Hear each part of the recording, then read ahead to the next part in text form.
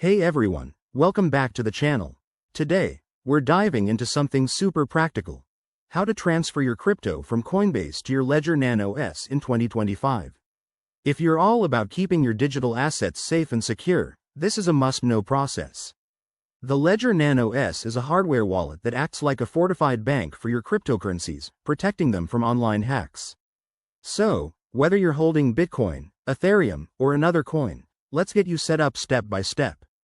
First things first, make sure you have everything ready. You'll need a Coinbase account with some crypto in it, your Ledger Nano S device fully set up and updated, and a stable internet connection. Oh, and always double check that your Nano S is genuine to avoid any scams.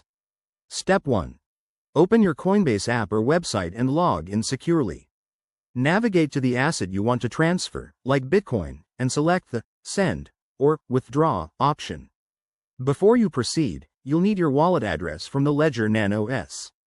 Step 2. Plug in your Ledger Nano S and open the Ledger Live app on your computer.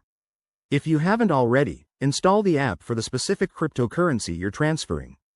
Once in, go to the Accounts section, select the right wallet, and display the receive address. Write this down or copy it carefully, never type it manually to avoid errors. Step 3. Back in Coinbase, paste that receive address into the To field. Enter the amount you want to send, and don't forget to check the network fees.